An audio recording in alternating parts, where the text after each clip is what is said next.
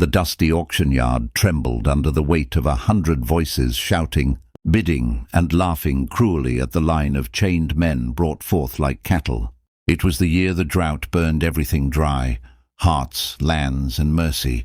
In the middle of that chaos, a single voice cut through the dust and mockery. $1! I'll buy him. Take that sack off his head now. The crowd turned.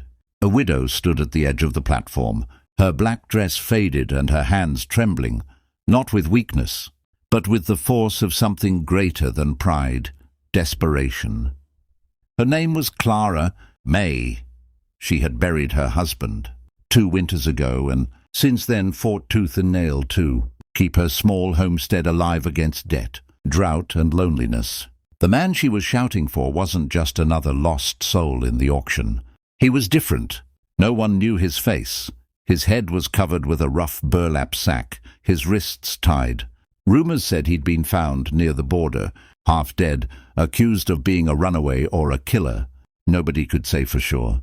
The auctioneer had started the bidding just to entertain the crowd, calling out, "Let's start with $10. He's strong as a bull, maybe dangerous, maybe not. Who'll risk it?" No one spoke until Clara's voice echoed that single, trembling bid of $1. The men laughed. Some even spat on the ground, calling her crazy. "You'll buy trouble, widow," one said, "and trouble don't plough fields." But Clara didn't care. Her eyes, sunken yet burning, stared up at the man on the platform. $1, she repeated, her chin lifting like a blade. The auctioneer smirked. "Sold for a whole $1," he mocked, banging his gavel as the crowd erupted in jeers. They ripped the sack off the man's head. For a moment, silence fell like ash. The man blinked against the sunlight, his face marked with bruises and scars, his jawline strong, his eyes a deep, hollow blue that seemed to carry every sin the land had ever seen. He was no slave, no common drifter. He looked like someone who'd once commanded respect, then lost everything. Clara stepped forward, the coin clutched tight in her palm. When their eyes met, the air shifted, somehow both dangerous and calm. "You belong to me now," she said quietly, not out of pride but out of hope. The man didn't answer. He only looked at her with that haunted expression that said he'd been through hell, maybe caused some of it too. The sheriff spat tobacco and walked past. "Widow, you better know what you're doing. That man was found near a burned wagon and 3 bodies. Clara didn't flinch. "Then I reckon he needs a chance to start over," she said, turning away. The crowd muttered as she led him to her wagon. He walked stiffly, the chains clinking. She noticed his hands, rough, scarred, but steady. When they reached her old mare, she took out a small file and began sawing through the iron links around his wrists. "Why'd you buy me?" he asked, his voice hoarse and low, the kind that made you listen, whether you wanted to or not. "Because no one else would," she said simply. "And I need help. My land's dying, my fences are breaking. And I'm just one woman." He stared at her. "You don't even know who I am. I don't need to. I'll judge you by what you do, not what they say." She freed his hands and gave him water. He drank slowly, like a man who'd forgotten how. They rode in silence down the dirt road, past fields of withered corn and broken fences. The wind carried the scent of dust and memories. She finally spoke. "You got a name?" "Elias," he said after a pause. "Just Elias." "Well, Elias," she replied, "I'm Clara May. You'll earn your keep here. There's food, shelter, and work. That's all I can give." He nodded, eyes scanning the horizon like a soldier expecting an ambush. When they reached her farm, a small shack surrounded by dying land, Elias climbed down and looked around. It wasn't much, but it was standing. He set to work without a word, repairing the fence, hauling water, mending tools. Days passed, then weeks. Slowly, the rhythm of life returned.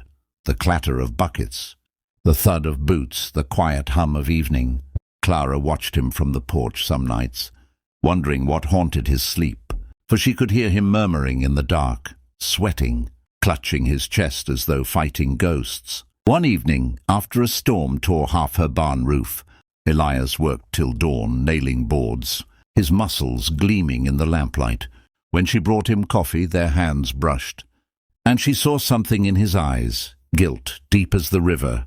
"You don't have to kill yourself fixing what's broken," she said softly. "I ain't fixing the barn," he murmured. "I'm fixing myself." Her heart twisted. From then on, she knew there was more to him, something that could either save them or destroy them both. Rumors spread through the town that the widow had taken in a murderer. Some men rode by at night, calling out insults, warning her to turn him in before it was too late. But Clara didn't waver. She'd seen the way Elias cared for her animals, how he'd patched her roof in the rain, how he'd protected her when a drunk neighbor tried to trespass. Yet one night she found him by the well, clutching an old pendant, whispering a woman's name she didn't recognize. When she asked, he just said, "Someone I couldn't save." Clara understood that kind of pain. They were two broken souls mending a broken place. By harvest season, green shoots began to sprout where the earth had once been bare. And for the first time in years, laughter returned to the house. But peace never lasts long on the frontier. One morning, the sheriff rode up with two men from the capital, armed and grim. "We've found something," the sheriff said. A burned badge. Belonged to a marshal. Name was Elias Carter. He went missing months ago after a wagon ambush. Clara's blood froze. Elias stepped out of the barn, his jaw tight, eyes calm. "That's me," he said. "But I didn't die in that fire. And I didn't kill those men." The sheriff drew his gun. "You'll have to prove that in court." Clara stood between them. "He's not leaving," she said, her voice steady as steel. The sheriff laughed bitterly. "You'd risk everything for a man you bought for $1. "No," she said, meeting Elias's eyes. "For a man who earned more than that every day, since..." The wind howled across the empty fields. As they faced each other, Elias's past was no longer buried, and the widow's heart was now caught in a storm she never saw coming. But she would fight for him, because sometimes $1 could buy not a man, but redemption itself. The morning came heavy with silence. Elias stood at the edge of the porch, his hat in his hands, watching the sheriff's dust trail fade into the horizon. Clara stood behind him, her voice trembling though her heart did not. "You could run," she said, "but I'd rather you stay." Elias turned, eyes soft with something almost like peace.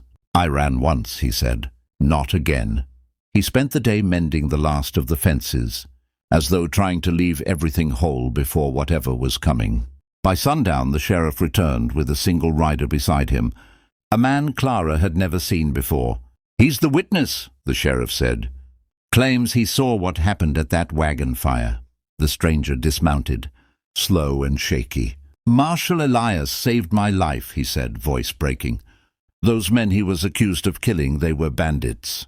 He fought 'em off, then disappeared in the flames." The sheriff blinked, stunned, then looked at Elias. "Then why hide?" "Because I failed to save the others," Elias said quietly. The guilt was heavier than the chains. Clara stepped closer, her hand finding his. "You saved yourself for a reason," she whispered. The sheriff nodded slowly. "You're free, Marshal." Guess justice finally caught up in the right direction. When they rode away, leaving only dust and evening behind, Clara and Elias stood in the fading light. The world around them was still broken, but something inside them wasn't anymore. "So what'll you do now, Marshal Carter?" she asked softly. He smiled, a real quiet smile. "I reckon I'll start with fixing that leaky roof. And maybe stay a while if you'll have me?" "For $1, she teased. He shook his head, eyes glinting. "For forever." And as night fell over the widow's land, the lonely wind that once carried sorrow now whispered of something new, hope, reborn from a single defiant $.